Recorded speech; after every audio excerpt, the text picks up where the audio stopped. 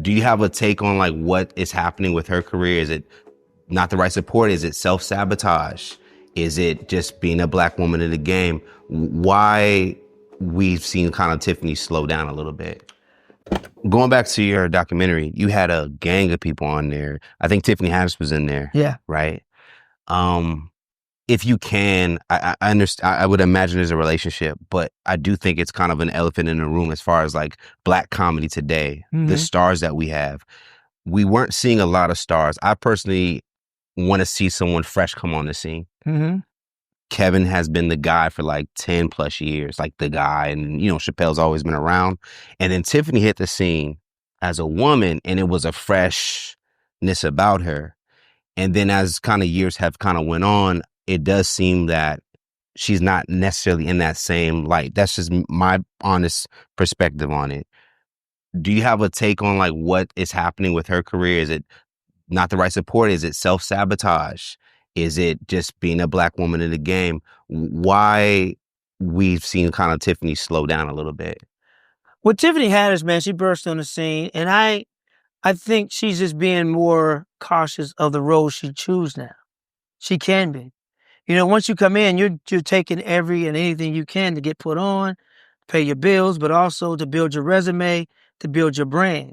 And then once you start, taking on stuff, now it's like, okay, I don't have to play that role anymore. I don't have to do this. I can do it. And she's still crafting her stand-up, her point of view in stand-up. Because she came into stand-up, she was in it for a while, and then she skyrocketed. So now sometimes it takes you to catch up with your brand. Sometimes your brand goes here, and you're still developing here.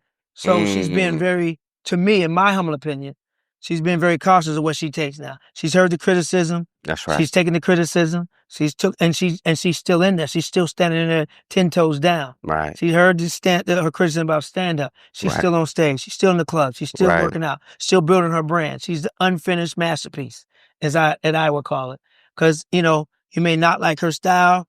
You may not like her comedy, but you're going to like her brand because she stayed in there. And God knew this was going to happen because she came through the foster system. That's right. You come to a foster system. God was laying the groundwork for Tiffany during those years. Right. So he laid the groundwork for her to take this shit and these bullets and these people who detractors in Hollywood because that's what she said all her life. She can be loved and she will be loved. And she's staying in the game and working hard to still keep proving people wrong. That's why I think Kevin is where he is. Kevin always been a little guy. Me being a short guy, not as short, but a short guy, we always get shorted. That's always right. get knocked down. Oh, you little motherfucker.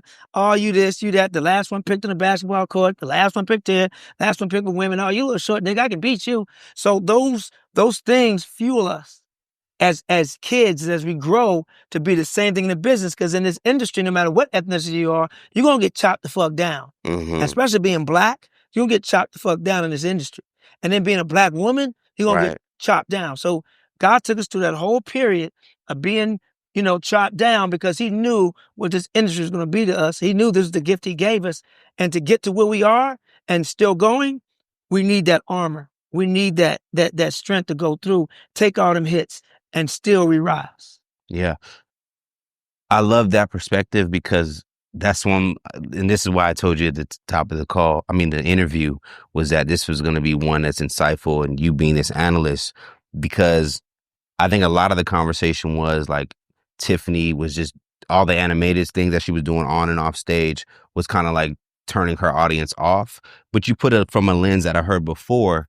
I had Rex Garvin on here, and we talked about Chris Tucker. Yeah. And he was kind of talking about Chris Tucker blew up too quick because he didn't get a chance to develop and things kind of like, he's getting the movies. So that's what I'm hearing here with Tiffany, is that she kind of like wasn't fully ready for maybe the opportunities that she was given that she would kill that role. Well, I don't have a problem with any roles she did in movies.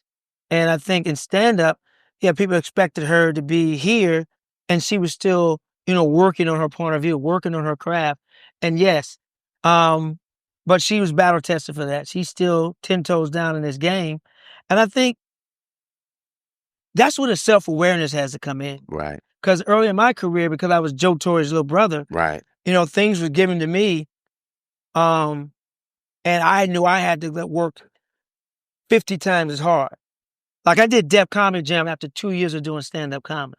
I leapfrogged a lot of comedians that was way more deserving for that slot than me.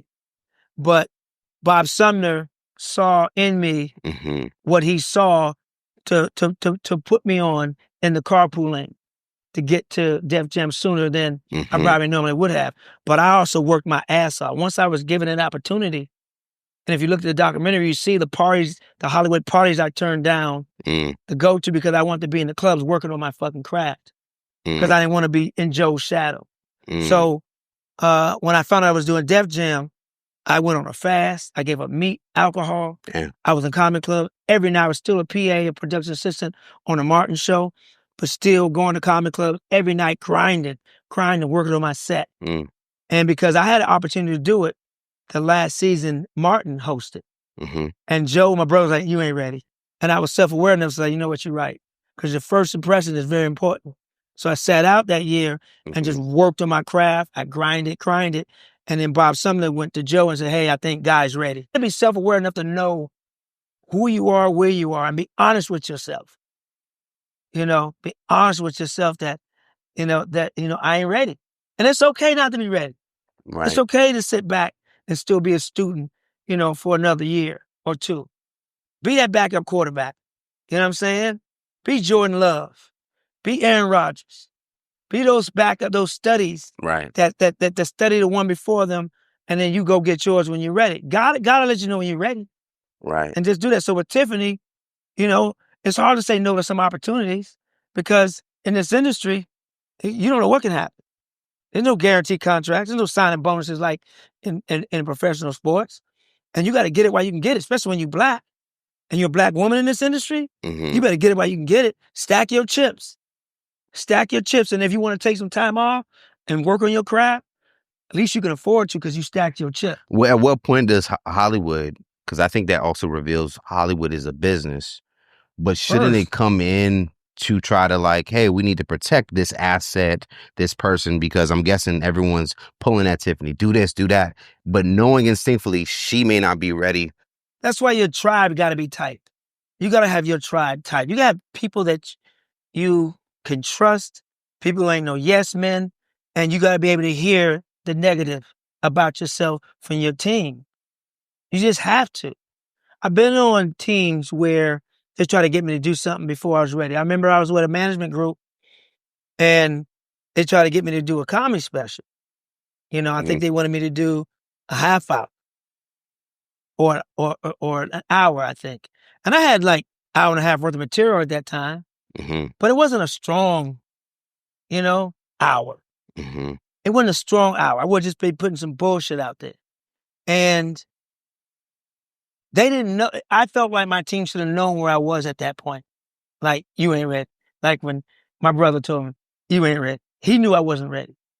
Sometimes your team want to throw you out there to get that check. Right? And I wasn't ready. And I knew I wasn't ready. And I went and met with them and told them I knew I wasn't ready. And then I got a team, I got teams now that just tell me flat out the truth, the honest. What's good, what's bad, what I'm doing wrong. And you got to have that team that you can trust, that's honest, that's not greedy, that has your best interest at heart. Wow. And you want to find a team like that. You got to have a team with somebody, well, if you're having a bad time, they'll let you sleep on a couch. You know what I'm saying? They're going to ride or die with you. They're going to tell you when a joke isn't funny or, oh, that's funny. So, and it's hard to find that in Hollywood. Hollywood is Halloween every day because people are not who they appear to be. They're wearing a mask and either trying to trick you or treat you. So in this industry of Halloween and of Hollywood, it's Halloween every day. And you have to really use discernment of who's good and who's not and who got your back and really who's going to fight for you or who's going to lie to you. Yeah. And that's what's key. Get your tribe right.